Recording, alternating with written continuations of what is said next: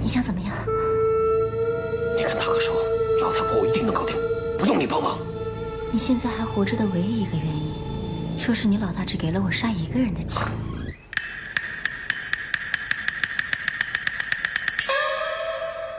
阿贵，你在干嘛？泡妞不是这样泡的。男孩子主动点，我更喜欢。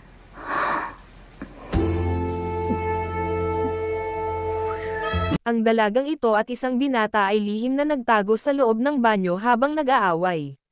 Habang nasa isang alanganing posisyon sila, bigla silang nahuli. Nang madiskubre sila ng magulang, hindi man lang sila nahiya. Sa halip, naghalikan pa sila sa harap mismo ng magulang. Ngunit nakapagtataka, biglang nanlaki at pumikit pa atras ang mga mata ng binata na para bang nawalan siya ng kontrol sa sarili. Kaagad na naglabas ng sandata ang babae. Dahil sa pagkahilo, hindi na nagawang lumaban ng lalaki. Dahil dito, nalagay agad sa panganib ang ina ng binata. Pinilit ng lalaki na gumapang palabas ng silid at abutin ang isang pilak na karayom. Kinagat niya ito gamit ang kanyang bibig at itinusok sa isang masakit na pressure point sa kanyang katawan. Sa sobrang sakit, agad siyang napatayo. Ngunit dahil doon, naibalik din ang kanyang kakayahang lumaban. Inutusan siya ng kanyang ina na tamaan ang iba't ibang drawer ng kabinet ng mga gamot. Dahil dito, sunod-sunod na tinamaan ang kalaban. Sa huli, nagtulungan ang mag-ina at nagawa nilang pabagsakin ang magandang babaeng asasin. Ngunit ang totoo, magkasabwat pala ang lalaki at ang asasin. Bukod pa rito, iisa ang kanilang layunin ang patayin si Ate Luong. Kaya sila nagkunwaring nakikihalubilo at pumasok sa loob ng botika. Ang kaibahan lamang, nagpanggap ang lalaki bilang matagal nang nawawalang anak ni Ate Luong. Ano kaya ang mangyayari sa relasyon nilang dalawa sa hinaharap? Makakatakas kaya si Ate Luong sa nakaambang panganib? Maraming taon na ang nakalipas, namatay bilang bayani ang asawa ni Ate Luong na si Quang Vin. Ang utak sa likod ng pangyayaring iyon, isang pinuno ng sindikato, ay nagpunta pa sa burol upang manggulo. Bilang resulta, nakulong si Ate Luong dahil sa kasong sinadyang pagpatay. Noong araw na iyon, si Ate Hong, ang leader ng mga bilanggo sa kulungan, ang personal na namamahagi ng toilet paper. Ngunit mas maraming papel ang nakukuha ng mga may pera. Hindi ito nagustuhan ng isang bilanggo at nagreklamo. Dahil dito, sinakian siya ni Ate Hong at walang tigil na ininsulto. Nang ihagis pa sa sahig ang toilet paper, doon na nakialam si Ate Luong. Sinabi ng mga tauhan ni Ate Hong. Ang buntis na babaeng iyan ang nakapatay ng tao sa isang suntok. Hindi natakot si Ate Hong. Mayabang niyang inayos ang kanyang buhok at nagpas siyang bugbugin hanggang mamatay ang sino mang mangahas na sumuwi sa kanya.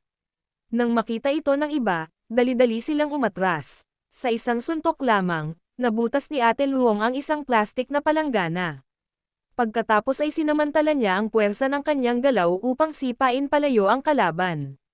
May isang taong nagtangkang umatake mula sa likuran.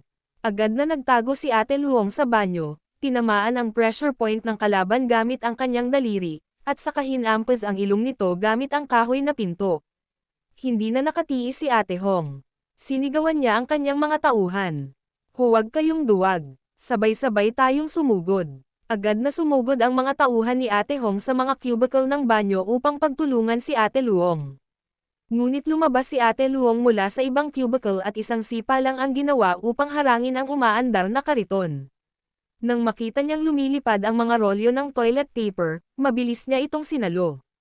Sa oras na iyon, dumating ang mga gwardya ng kulungan. Ngunit pumutok na ang panubagan ni Ate Luong at magsisilang na siya. Nang makita ni Ate Hong na walang pakialam ang mga gwardya, itinulak niya ang mga ito at isinama ang kanyang mga tauhan upang dalhin si Ate Luong sa klinika ng kulungan. Sa labas, malakas ang ulan at kulog. Sa loob naman ng klinika, mas malakas pa ang sigawan ng mga doktor kaysa sa sigaw ni Ate Luong habang nanganganak. Sa wakas, isinilang ang sanggol sa gitna ng pananabik ng lahat ng mga bilanggo. Lahat ay nagsabi na balang araw, tiyak na magiging matagumpay ang batang ito, isang taong magiging makapangyarihan at mataas ang katayuan. Ngunit pagkalipas ng 30 taon, ang batang iyon ay naging simpleng taga-kuskus lamang sa isang paliguan. At isang araw, bigla siyang hinampos sa ulo ng isang bote ng salamin. Isa siyang pinuno ng sindikatong kriminal, at dumating upang maghayganti sa kaaway ni Thuang Man. Sa kritikal na sitwasyon, ang taga-Cuscos na si Eikay ay nagawang pabagsakin ang lider ng mga kalaban. Matapos niyang maaga ang kutsilyong panghiwa ng pakwan, sumugod siya sa gitna ng grupo ng mga tao na parang tigre na nakakita ng biktima, at mag-isa niyang nilabanan ang buong grupo. Nang dumating si Thuang Man kasama ang kanyang mga tauhan, ang mga kalaban ay nakahandusay na at nawalan ng malay dahil sa mga tama ni Eikay. Nakita ni Thuang Man ang kanyang tapang at lakas kaya naisip niyang kunin siya bilang tauhan. Kaya inimbitahan niya si Eikay na kumain sa kanyang bahay. Kinabukasan, dumating si Eikay sa isang mansyon. Pagdating niya, agad nang naghanda ang iba at nagsimulang kumain. Sa hapagkainan, nag-agawan pa sila sa isang malaking mangkok ng kanin. Pinahintulutan ni Thuang Man na mauna si Eikay sa pagkain, bilang pagpapakita ng respeto. Pagkatapos ay inanunsyo niya na simula bukas, si Eikay na ang mamamahala sa Saphan Street. Pagkalipas ng ilang panahon, unti-unting umangat si Eikay. Dumating siya sa teritoryo ni Ma Fu, na kabilang din sa kanilang gang. Naging tensyonado ang sitwasyon at nagsimula ang labanan. Pinigilan ni Eikay ang kanyang mga tauhan at hinamon si Ma Fu sa isang one-on-one na laban. Pumasok sila sa isang telephone booth, at isinara ito ni ABN. Nagsimula silang magbugbugan ng matindi. Sinamantala ni Eikay ang pagkakataon at umatake sa ibabang bahagi ng kalaban, kaya siya ang lumamang. Ngunit bigla siyang nasakal ni Ma Fu gamit ang cable ng telepono. Sa huli, ginamit ni Eikay ang natitirang lakas niya at binigwasan sa ulo si Ma Fu, na nagbigay sa kanya ng tagumpay. Dahil dito, nakuha niya ang bahagi ng teritoryo ni Ma Fu. Mula noon, sumikat ng husto ang pangalan ni Eikay. Maging sa mga litrato, siya ay inilalagay sa gitna. Lumawak ang kanyang impluwensya, ngunit nanatili pa rin siya sa kanyang prinsipyo. Pinalayas niya ang isang kriminal na nagbebenta ng droga. Ngunit sa isang selebrasyon, naghiganti ang kriminal at binuhusan siya ng asido sa mata. Dahil dito, napasigaw si Eikay sa sakit at bumagsak sa lupa. Sa kabila ng agarang paggamot, siya ay nabulag. Bumagsak siya sa pinakamababang punto ng kanyang buhay at hindi niya ito matanggap. Isang buwan ang lumipas, pumunta siya sa bahay ni Thuang Man gamit ang tungkod ng isang bulag.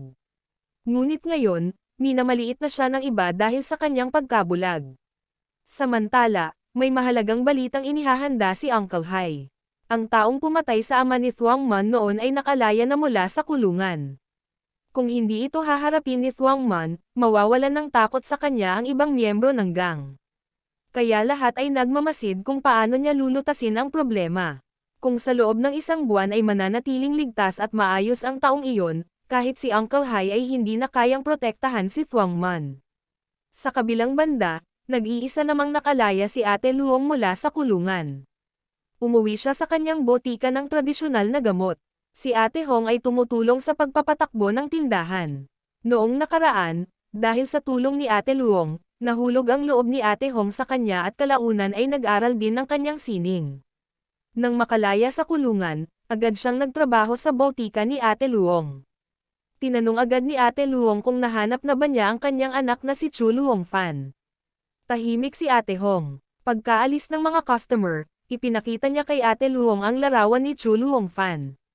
Matapos dalhin ang bata sa ulilang bahay ni Tontam, madalas itong umiiyak sa gitna ng gabi. Ang bata ay pansamantalang nabulag noong sanggol pa dahil hindi ito nasikatan ng araw sa unang 3 buwan ng pagbubuntis. Ngunit hindi nagtagal, siya ay inampon. Dahil sa pang-aabuso sa paaralan, natuto siyang lumaban at maging magaling sa pakikipag-away. Kaya kalaunan, siya ay dinala sa isang correctional facility para sa kabataan. Pagkatapos siyang palayain, bigla siyang nawala.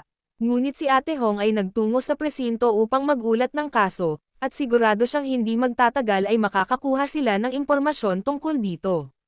Pagkatapos ay pinayuhan niya si Ate Luong na huwag mag-alala at magpahinga muna. Ngunit habang isasara na niya ang tindahan, bigla siyang nilapitan ng isang tao, tinakpan ang kanyang ulo, at puwersahang kinaladkad papasok sa botika. Sa lugar na iyon, lumitaw rin sina Eikay at Eban. Nauna nang kumilos si Ma Fu laban sa kanila, na ibig sabihin ay naroon din sa loob ang kalaban ng kanilang boss. Pumasok sila sa isang telephone booth at palihim na minanmanan ang sitwasyon. Sa loob ng butika, pinagtulungan ng mga nakaitim na lalaki si Ate Hong at ginawang parang isang kaso ng robbery, ang insidente. Ngunit doon lang nila napagtanto na maling tao ang kanilang nabugbog. Biglang umalangaw-ngaw ang isang kakaibang musika sa loob ng bahay. Habang naghahanap sila sa paligid, isa sa kanila ang hindi sinasadyang natapakan ang isang bitag at agad na hinila palayo. Sunod-sunod na bumukas at umusad ang mga kabinet ng gamot. Naipit si Ma Fu sa isang sulok. Muling umalangaw-ngaw ang musika. Nang makita ni Ate Luong na sisirain ng mga intruder ang kanyang mga gamot, dali-dali niyang niyakap ang mga ito at gumamit ng mahusay na galaw upang iwasan ang mga atake. Matapos niyang ilagay ang mga lalagyan sa ibabaw ng kabinet, gumanti siya ng isang malakas na atake sa kalaban. Sumunod, humiga siya sa counter at sinipa ang ilang kalaban palayo. Pagkatapos ay sinakal niya si Ma Fu. Nang makita ito ni ABN, natakot siya at mabilis na isinara ang bintana. Nang muling sumalakay ang mga tauhan, dama pa si Ate Luong upang umiwas sa atake. Pagkatapos ay bumangon at sinipa ang dalawa, tinamaan si Ma Fu. Pagkatapos ay ginamit niya ang kanyang sinturon bilang sandata at pinagsasapak ang mga kalaban mula kaliwa hanggang kanan. Sa puntong iyon, umabot na sa rurok ang kanyang galit at handa na siyang gamitin ang kanyang ultimate move. Itinapon palabas ng tindahan ang mga tulisan. Nang makita nilang papalapit ang pulis, agad silang nagsitakas. Matapos mapanood ni ABN ang buong laban, nanghina ang kanyang tuhod sa takot at sinabi kay Eikay. Grabe ang lola na yon, sobrang lakas niya. Samantala, si Ate Hong ay dinala sa ospital. Patuloy niyang sinasabi kay Ate Luong na tiyak na mahahanap din nito ang kanyang anak. Narinig ito ni Eikay at ABN nang hindi sinasadya. Hindi makapaniwala si Eikay na ganoon kalakas ang isang matandang babae, ngunit hinawakan siya ni ABN upang pigilan siyang gumawa ng padalos-dalos na desisyon. Ngunit tila may napansin si Ate Luong. Papunta siya sa telephone booth. Lumabas na may isa pang kriminal na nagtatago roon. Sinabi ni Ate Luong sa kriminal na iyon. Ang tulisan ay dinala siya upang makilala ang kanyang boss. Sumakay si Ma Fu sa sasakyan ni Thuong Man, ngunit siya ay nabugbog ng husto kaya halos hindi na siya makapagsalita. Sa sandaling iyon, muling lumitaw si Zhou Shizi sa mundo ng kriminal. Binalaan ni Ate Luong ang mga taong iyon na kung magpapatuloy pa silang manggulo sa kanya, hindi siya matatakot kahit muling makulong. Dahil dito, natakot si Thuong Man at agad na inutusan ang kanyang driver na tumakas. Kasabay nito, tumawag siya sa isang banyagang agent upang bumalik agad sa bansa at pumatay agad ng isang tao para sa kanya. Kinabukasan, nagpa siya sina Eikay at ABN na personal na isugal ang kanilang buhay sa pagpapanggap bilang Chu Luong Fan, ang nawawalang anak na hinahanap ni Ate Luong. Sinamantala nila ang pagkakataon upang nakawin ang detalye ni Chu Luong Fan mula sa computer ng pulis. Pagkatapos nito, nagpanggap si Iban bilang pulis at kumpiyansa siya sa sarili. Pumunta siya sa batika ng tradisyonal na gamot, at unang hinarap si Ate Luong upang ipaalam na natagpuan na ang kanyang anak na si Luong Fan ngunit ngayon ay bulag na ito. Pumasok si Ate Luong sa loob, nagayos ng sarili, at tiningnan ang kanyang anak na papalapit sa kanya mula sa liwanag. Pakiramdam niya ay parang nakikita niya ang kaluluwa ng kanyang anak na papalapit din sa kanya. Nang tumayo si Eikay sa harap niya, kinawian niya ang kamay sa harap ng mukha nito. Doon niya napagtanto na bulag na pala ito. Naisip niyang siya ay isang masamang ina kaya napasapit sa ganitong hirap ang kanyang anak. Dahil dito, nakaramdam siya ng matinding lungkot at pagkabagabag. Dali-dali niyang dinala ang anak, upang mag-alay ng insenso para sa ama nito. Ngunit nailagay lamang niya ang insenso sa isang mansanas. Pagkatapos ay iminungkahi ni Ate Luong na tumira na lamang siya sa kanya. Eksaktong ayon ito sa plano ni Eikay dahil ang tunay niyang layunin ay magpanggap bilang anak nito upang makalapit at makapagsagawa ng plano. Nang lumabas si Ate Luong upang bumili ng pagkain, agad siyang pumasok sa kusina at naghanda, iniisip niyang ipapakita niya kung gaano kahirap kalabanan ang isang taong marunong lumaban. Ngunit kalahati pa lamang ng kanyang plano, biglang bumalik si Ate Luong at pinilit siyang sumama sa palengke. Sa gabi, natulog silang magkasama. Hindi ito gusto ni Eikay, ngunit wala siyang magawa kundi humiga sa gilid ng kama. Gayunpaman, Lumapit pa rin si Ate Luong at tinanong siya kung siya ba ay bulag na mula pagkabata o nabulag lang noong lumaki.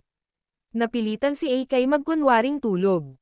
Kinabukasan, nagsuot siya ng tradisyonal na kasuotan at nagsimulang matuto ng masahe at acupressure. Personal pa siyang tinuruan ni Ate Luong.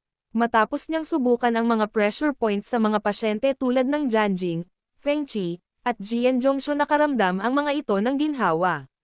Sa huling parte, hindi tama ang kanyang pagdiin, kaya itinama ito ni Ate Luong gamit ang Confist technique. Sa wakas, tama na ang kanyang pagtama sa acupuncture point. Pinuri siya ni Ate Luong dahil sa likas niyang talento, mabilis matuto at likas ang galing sa masahe at acupressure. Pagkatapos ay binigyan siya nito ng aklat tungkol sa mga acupuncture point. Ngunit mas interesado si Eikay kung nasaan ang mga vital point ng katawan ng tao. Sinagot siya ni Ate Luong na ang tradisyonal na medisina ay para magligtas ng buhay, hindi para pumatay.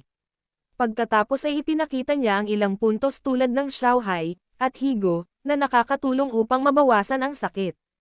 Itinuro niya rin na ang medisina ay hindi lamang para magligtas ng iba, kundi pati na rin sa sarili. Pagkatapos, dinala niya si Eikay upang matutong mag-iba ng klase ng gamot, at nilagyan niya ng label ang bawat kahon. Ngunit hindi inaasahan, naamoy ni Eikay ang amoy ng gas. Agad siyang nakaisip ng plano, tatawag siya kay Thuang Man upang sabihing nakapasok siya sa Batika at makakatulong siya sa paghihiganti para dito. Si Thuang Man ay nakita na may silbi pa si Eikay, sinabi niya na nakahanap siya ng isang world-class na espesyalista sa mata para kay Eikay. Paghintay hanggang makatulog si Sister Luong, nagsimula siyang putulin ang tubo ng gas. Pagkatapos niyang maputol ito, lumabas siya at mahigpit na nilock ang pinto. Ngunit ang ingay at kaguluhan ay isa lang palang imahinasyon ng isang tao. Nang tuluyang ihagis niya ang ulo ng sigarilyo papasok sa bahay, nanatiling tahimik ang loob. Naguluhan si ABN. Agad na pinasok ni Eikay si Aban para tingnan, pero wala namang nangyari. Lumalabas na matagal na palang hindi nagbabayad ng gas si Sister Luong. Kaya nabigo ang planong ito. Habang lumilipas ang oras, mas lalong naging mabangis ang laban ni Eikay. Sa kalagitnaan ng gabi, gumamit siya ng kutsilyo, ngunit isang galaw lang ni Sister Luong ay natrap siya agad. Kinuha pa ng babae ang kutsilyo at idinikit sa kanyang leeg. Sa kritikal na sandali, mabilis mag-isip si Eikay at biglang naalala ang sinabi ng babaeng pulis. Sumigaw siya, St. Heart Orphanage. Sunod na tanong, bakit may mga batang umiiyak sa gitna ng gabi sa orphanage? Pawis na pawis si Eikay, parang may naaalala siya. Sabi niya, dahil daw sa aso ng pari na tumatahol. At tama nga iyon. Ang huling tanong, bakit niya dala ang kutsilyong iyon? Pinutol ni Sister Luong ang interogasyon. Alam niyang nag-aalala lang si Sister Hong sa kanya, kaya pinakita niya na ayos lang siya. Sinabi niya kay Eikay na buong lakas siyang saksakin siya para matutunan niya ang ilang teknik. Walang sabi-sabi, umatake si Eikay. Nagtago si Sister Hong sa isang sulok, pero tinamaan ni Sister Luong si Eikay at nahulog ito sa upuan. Inikat pa ng babae ang upuan at nagpatuloy ang laban. Tumayo si Eikay at muling lumaban, ngunit tuluyang napigilan ni Sister Luong. Ang kutsilyo sa kanyang kamay ay hindi man lang nagamit at lumipad pa sa kabilang bintana. Nagpatuloy ang laban kahit magkahiwalay sa bintana. Mabilis at diretso ang galaw ni Eikay, pero si Sister Luong ang kalaban niya, lahat ng atake niya ay naiiwasan. Hinayla pa niya si Sister Luong papunta sa kanya. Sa sandaling iyon, nakakita si Sister Hong ng gunting. Pagkatapos ng ilang galaw, sinipa ni Sister Luong si Eikay pababa ng hagdan. Tumakbo si Sister Hong para pigilan sila at sinabi niyang, sige na, naniniwala na ako. Pinahinto niya ang laban at pinauwi si Sister Luong para magluto. Sinabihan niya si Eikay na samahan siya sa CR para makapagputol ng buhok nilang dalawa bilang sample. Matapos ang laban, nagdesisyon si Eikay na mag-aral ng traditional Chinese medicine kahit papaano ay maging kasing galing ni Sister Luong. Mula noon, masipag siyang nag-aral at lalo pang gumaling. Naging kilala siya sa masahe at acupressure. Pero sa kabila nito, hindi pa rin niya tinalikuran ang plano niyang patayin ang ina niya. Kumuha siya ng isang kutsarita ng arsenic at inilagay sa isang hilang tea na puno ng pagmamahal. Ininom ito ni Sister Luong nang walang pag-aalinlangan. Muli, nabigo ang plano niya. Ngunit sa pagkakataong ito, ibinigay ni Sister Luong ang 2 dokumento ng karapatan sa lupa pati ang buong herbal shop ay ipinamana kay Eikay. Alam niyang hindi niya makakasama ang anak habang buhay, kaya tinuruan niya ito ng propesyon para may pananggalang sa buhay. Naluluha si Eikay, pero sinabi niyang hindi niya ito karapat-dapat. Siya si Eikay, hindi si Xiao Luong fan. May sariling buhay ang ina, may sariling buhay siya. Ilang araw bago iyon, na-diagnose si Sister Luong na may Alzheimer's disease at walang lunas. Tinanong siya ng doktor kung may mag-aalaga sa kanya. Tumingin siya kay Eikay na tahimik lang sa labas. Naunawaan ng doktor at iminungkahi ang caregiver o volunteer. Pareho silang may sariling bigat sa puso.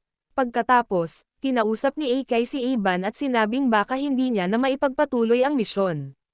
May pagkakataon siya kagabi pero sumuko siya. Tumawag si Thuang Man, pero hindi sumasagot si Eikay. Naramdaman ni Thuang Man na may mali kaya inutusan niya si Laya. Napansin din ni Eikay si Ma Fu na naghuhugas ng pinggan sa isang kainan sa gilid ng daan, wasak na rin ang buhay nito. Binalaan pa niya si Eikay na nakahanap na si Thuang Man ng asasin at mag-ingat siya. Makalipas ang ilang araw, isang magandang dalaga ang dumating sa bahay upang hanapin si Aling Liang. Ang dalagang ito ay si Lia, isang volunteer na ipinadala ng kanilang komunidad. Labis na natuwa si Aling Liang sa kanya. Ikinwento ni Lia na marami siyang hilig. Mahilig siyang maglinis ng bahay, manood ng mga dokumentaryo tungkol sa medisina, at higit sa lahat ay interesado siya sa Western medicine. Agad namang sinabi ni Aling Liang na mas kawili-wili pa rin ang traditional Chinese medicine. Samantala, palihim na kumuha si Eikay ng isang dakot na balat ng walnut. Binanggit din ni Aling Liang na maaaring turuan ng kanyang anak si Lia ng ilang kaalaman sa medisina, kaya umupo si Eikay sa tabi nito. Pakiramdam ni Aling Liang ay napakabagay ni Lia bilang kanyang magiging manugang. Ngunit bigla na lamang lumapit si Eikay at inamoy ang dalaga, kaya dali-daling hinayla ni Aling Liang ang kanyang anak palayo. Nagpaalam si Lia na magpunta muna sa banyo. Sa isip ni Aling Liang, masyado pa itong bata upang maging nurse, ngunit perpekto naman bilang manugang. Samantala, naamoy ni Eikay ang amoy ng dugo sa katawan ni Lia kaya agad niya itong sinundan sa banyo. Pagpasok niya, agad silang naglaban. Nauwi pa sila sa isang napakailang na posisyon. Dahil sa ingay ng kanilang labanan, tumakbo si Aling Liang at pagbukas ng pinto ay iyon mismo ang kanyang nadatnan. Upang makalusot, biglang hinalikan ni Lia si Eikay. Dahil dito, nanlaki ang mga mata ni Eikay at bumagsak siya sa sahig. Sinamantala ni Lia ang pagkakataon upang umatake, kaya hindi agad nakapag-react si Aling Liang. Nagpatuloy ang kanilang laban hanggang sa harap ng butika. Halos mapasuko na ni Lia si Aling Liang. Gumapang si Eikay papasok sa butika at gamit lamang ang kanyang bibig ay nahila niya ang isang karayom ng acupuncture. Ipinakita ni Aling Liang noon na ang traditional Chinese medicine ay hindi lamang nakapagliligtas ng buhay kundi maaari ring gamitin upang iligtas ang sarili. Itinusok ni Eikay ang karayom sa Kuchi acupuncture. Kahit napakasakit, agad siyang nakabangon. Narinig ni Aling Liang ang kaguluhan at inutusan ang kanyang anak na sipin ang tamang bahagi ng kabinet ng mga halamang gamot ayon sa pangalan ng halamang kanyang binabanggit. Dahil sa sunod-sunod na tama, hindi na nakapalag si Lia at naipit siya sa loob ng kabinet. Sa huli, isang malakas na suntok ang tuluyang nagpabagsak sa kanya. Lumabas si Eikay at inihagis ang mga balat ng walnut na kanina pa niya itinago. Binalaan niya ang kalaban na kapag may nagtangkang saktan ang kanyang ina, hindi siya magpapakita ng awa. Dumating naman ang doktor sa bahay. Sinubukan ni Aling Liang na paalisan siya ng maayos, ngunit bigla nitong inilabas ang isang kutsilyo. Mula sa isa laban sa isa ay naging 2 laban sa 2 ang labanan. Hindi inaasahan ng doktor na agad siyang masusuntok sa mukha. Kaagad niyang binuksan ang bentilador upang tanggayan ang mga balat ng walnut. Itinulak ni Aling Liang si Eikay sa likuran niya upang protektahan ito. Biglang sumugod ang doktor at ibinagsak silang 2 sa lupa, kaya napilitan silang tumakas. Habang tumatakas, bumula na ang bibig ni Eikay. Agad siyang isinugod sa ospital at sinabi ng doktor na nalasan siya ng oak poison. Habang inaalagaan ni Aling Liang si Eikay, si Ate Hong naman ay pumunta upang kunin ang resulta ng DNA test. Nang makita ni Aling Liang ang ulat, Agad niya itong itinago. Nang tanungin siya ni Ate Hong tungkol sa resulta, nagsinungaling siya at sinabing si Eikay nga ang kanyang anak na si Xiao Liangfen. Ngunit kitang-kita sa kanyang mga mata ang matinding lungkot. Kinagabihan, pauwi na sana ang mag-ina, ngunit muling sumampong ang sakit ni Aling Liang. Hindi na niya maalala ang daan pauwi at hindi na rin niya makilala kung sino si Eikay. Samantala, iniulat na nila kay Thuangman na si Eikay ang humadlang sa plano nilang pagpaslang. Agad na tumawag si Thuangman kay Eikay. Hindi pa niya ito tahasang kinakalaban. Sa halip, tinanong lamang niya kung nasaan ito. Makalipas ang ilang sandali, dinukot sina Ate Luong at Eikay at isinakay sa isang sasakyan. Pagdating nila sa isang liblib na lugar, inutusan ni Thuangman ang kanyang mga tauhan na ilibing ng buhay ang dalawa. Ngunit sa matinding galit, biglang sinakal ni Ate Luong ang isa sa mga tauhan. Pagkatapos nito ay tinawag niya si Eikay upang lumapit sa kanya. Ngunit hindi niya alam na palihim nang tinanggap ni Eikay ang kutsilyong iniabot ni Thuangman. Lumapit siya kay Ate Luong. Ginamit ni Eikay ang mga teknik na siya ring itinuro ni Ate Luong sa kanya. Naipwesto niya si Ate Luong laban sa sasakyan at pinigilan ang pagkilos nito. Pagkatapos ay sinabi niya, "Aminin mo na ang pagkakamali mo. Huwag ka nang lumaban." Ngunit matigas ang paninindigan ni Ate Luong at ayaw niyang sumuko. Biglang sinipal ni Thuangman si Eikay, dahilan upang ang hawak nitong kutsilyo ay tumarak sa katawan ni Ate Luong. Labis ang sakit at paghihinagpis sa mukha ni Eikay. Humingi siya ng tawad kay Ate Luong dahil niloko niya ito. Inamin niyang hindi siya si Chu Luong fan.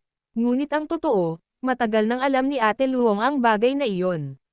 Dahil sa resulta ng DNA test ay malinaw na nakasaad na hindi sila mag-ina. Sa huling sandali, nais pa ring isama ni Ate Luong si Eikay at iligtas ito. Ngunit wala na siyang lakas at bumagsak siya sa lupa. Itinapon siya ng mga tauhan ni Thuangman sa isang hukay at tinabyunan ng lupa. Pagkatapos nito, sinabi ni Thuangman kay Eikay na bumalik na sa butika. Nangako siyang bibigyan ito ng pera at kapangyarihan. Ngunit kaagad pagkatapos noon, lihim niyang inutusan ang kanyang mga tauhan na itapon malapit sa istasyon ng pulisya ang kutsilyong may mga bakas ng daliri ni Eikay. Pagkatapos ay ipinaalam niya ang lahat kay Tio Hai. Samantala, si Eikay ay hindi mapakali. Ang laman ng kanyang isip ay puro alaala at mukha ni Ate Luong. Agad niyang inutusan ang driver na ibalik siya sa lugar. Habang umiiyak, hinukay niya ang hukay kung saan inilibing si Ate Luong. Ngunit pagdating niya roon, wala siyang natagpuan sa ilalim. Pagkatapos ay bumalik siya sa batika at humiga sa kama, nakabaluktot sa sobrang lungkot at pagsisisi. Pagsapit ng umaga, dumating ang mga pulis upang dakpin siya. Ngunit biglang nagpakita si Ate Luong. Gayunpaman, nais pa rin siyang arestuhin ng mga pulis dahil sa tangkang pagpatay. Sa mismong sandaling iyon, dumating si Iban at pinasagot sa telepono ang mga pulis.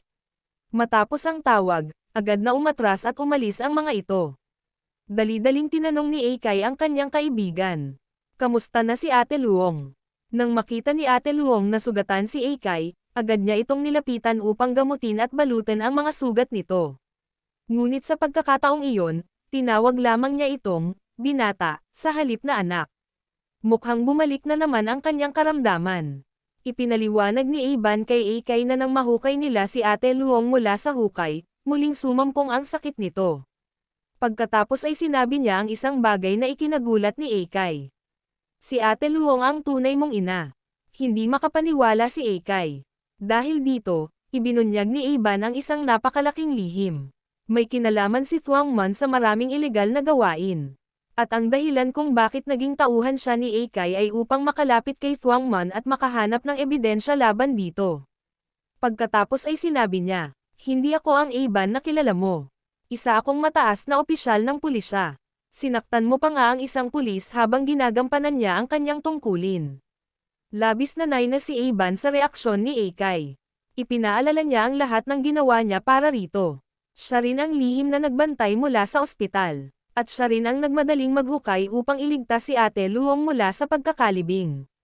Palagi rin siyang tumutulong sa likod ng mga pangyayari. Maging ang bayarin sa tubig at gas ay siya pa ang nagbabayad. Pagkatapos ay buong kumpiyansa niyang inilabas ang resulta ng DNA test. Ngunit nang makita niya ito, siya mismo ay labis na nagulat. Nabasa niya ang resulta, ngunit nakalimutan niyang bulag si Eikay at hindi nito kayang makita ang nakasulat.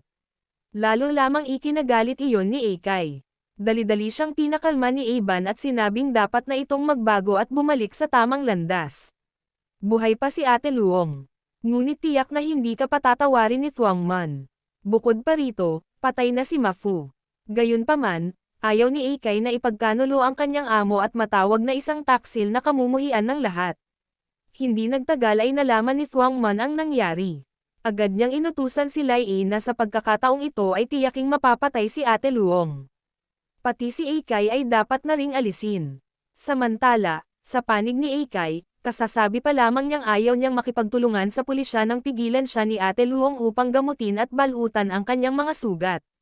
Nang makita ni Iban na wala talagang alam si Eikay tungkol sa katotohanan, agad niya itong ipinaliwanag. 30 taon na ang nakalipas, nakulong si Ate Luong dahil ang ama ni Thuangman ang pumatay sa kanyang asawa. Dahil sa matinding galit, napatay naman ni Ate Luong ang taong iyon bilang paghihiganti. Matapos marinig ang buong kwento, pumayag si Eikay na tumstigo bilang saksi. Sinabi niya kay Iban na dalhin si Ate Luong sa isang ligtas na lugar. Binigyan pa niya ito ng pera bago tuluyang umalis sa butika. Nang habulin siya ni Iban, wala na si Eikay. Pagkatapos nito, nagtungo si Eikay kay Thuangman upang imasahe ito. Habang ginagawa iyon, bigla niyang diniinan ng malakas ang gulugad nito at sinadyang pinsalin ang mga ugat sa likod. Sinabi niya kay Thuangman, kung hindi mo pakakawalan si Ate Luong sa loob ng 30 minuto, habang buhay kang hindi makakatayo at mananatili kang nakaratay. Agad na sumugod ang mga tauhan ni Thuangman upang salakayin si Eikay. Ngunit isang tuwalya lamang ang ginamit ni Eikay upang labanan sila. Sunod-sunod niya silang pinabagsak habang nagsisigawan sa sakit. Pagkatapos ay muling hinarap ni Eikay si Thuangman, ngunit nanatili itong matigas ang ulo. Sa sandaling iyon, dumating ang ilang mamamatay tao. Ang itim na asasin ay gumagawa ng malalakas na ingay upang guluhin ang pandinig at kakayahan ni Eikay na matukoy ang kinaroroonan ng kanyang mga kalaban. Dahil bulag siya, napakalaking disbentahe nito para sa kanya. Agad silang sumalakay at sinamantala ang pagkakataon upang iligtas si Thuangman. Natamba si Eikay at nahulog sa swimming pool.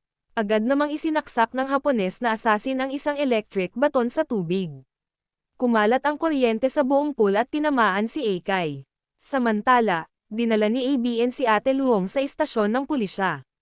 Ngunit nang marinig ni Ate Luong ang lokasyon ng pinagtataguan ni Thuangman sa numero 1, Bauma Road, agad niyang naisip na maaaring naroon din si Chu Luongfan. Habang inililipat siya ng mga pulis sa ibang lugar, naalala niya ang araw na kinuha ng mga pulis ang kanyang anak. Dahil dito, nakatakas siya mula sa kanilang pagbabantay at nagmaneho patungo sa Bauma Road. Samantala, nahuli na ng mga tauhan ni Thuangman si Eikay. Nang malapit na siyang patayin, biglang sumugod si Ate Luong upang iligtas siya. Inilabas niya ang tabak na matagal na niyang itinago. Matapos ang ilang galaw, wala nang asasin ang nangahas lumapit sa kanya. Total mas malaking pinsala ang kayang idulot ng isang mahabang tabak. Sa isang malakas na paghataw mula itaas pababa, agad niyang napatay ang isa sa mga kalaban. Ngunit sa gitna ng kaguluhan, nakatakas si Thuangman. Ipinatong ni Ate Luong ang isang watawat sa kanyang likod at nagmistulang isang general sa tradisyonal na opera. Mag-isa niyang hinarap ang buong grupo ng mga asasin at hindi siya nagpahuli sa kanila. Ngunit dahil sa sobrang lakas ng kanyang pag-indayog ng tabak, naipit ito sa ilaw sa kisame. Nang mapansin ng lahat ang nangyari, bigla na lamang nawala ang parehong babae at tabak. Nailigtas ni Ate Luong si Eikay, ngunit hindi na niya maalala kung sino ito. Pagkaraan nito, tumalon mula sa itaas ang Hapones na asasin. Ngunit imbes na magtagumpay, para lamang siyang sumugod sa sariling kapahamakan at itinapon ni Eikay sa swimming pool. Pagkatapos ay ginamit ni Eikay laban dito ang sarili nitong pamamaraan. Ngunit hindi siya sinuwerte. Inatake siya ng palihim ng itim na asasin at bumagsak siya sa lupa. Kasabay nito, may likidong inispray sa mukha ni Ate Luong kaya pansamantala siyang nawalan ng paningin. Natapon din ang kanyang tabak. Unti-unting gumapang ang dalawa papalapit sa isa't isa. Samantala, naghahanda na ang mga asasin na sakalin sila hanggang mamatay. Sa sandaling tila mawawala na ang kanilang buhay anumang oras, sabay silang naglabas ng tig-isang pilak na karayom at itinarak ito sa leeg ng asasin. Muli silang nagtulungan. Matapos ang ilang magagandang kombinasyon ng pag-atake, naghati sila ng kalaban at tig-isa nilang hinarap ang mga ito. Bagamat pareho silang hindi nakakakita, sila pa rin ang nakakuha ng kalamangan. Matapos ang matinding labanan, naitapon nila ang mga asasin sa isang sulok. Ngunit dahil hindi sila nakakakita, hindi sila makapagsagawa ng aktibong pag-atake at napipilitan lamang silang magdepensa. Sinamantala ito ng mga asasin at nilinlang silang mapalapit sa isa't isa. Matapos silang magpalitan ng ilang suntok, agad nilang nakilala ang isa't isa. Lumikha muli ng ingay ang itim na asasin at biglang sumalakay. Sinipa niya si Eikay at pagkatapos ay sinunggaban si Ate Luong. Ngunit dahil dito, nahawakan ni Eikay ang tabak na umiinit na parang nagbabagang bakal. Agad niya itong ipinasa kay Ate Luong. Pagkatapos ay sabay nilang hinawakan ang tabak. Magkasamang lumaban ang mag-ina laban sa kanilang mga kaaway. Palitan silang umatake gamit ang tabak hanggang sa hindi na makaganti ang asasin. Sa huli, isang umiikot na paghataw sa ere ang tumama sa katawan ng itim na asasin at tuluyan itong natalo. Sa oras na iyon, bumalik na sa normal ang paningin ni Ate Luong. Sinabi ni Eikay, "Nanay, umalis ka na rito." Samantala, may hawak ng baril si Thuangman. Ngunit ayaw umalis ni Ate Luong dahil hindi pa niya natatagpuan ang kanyang anak.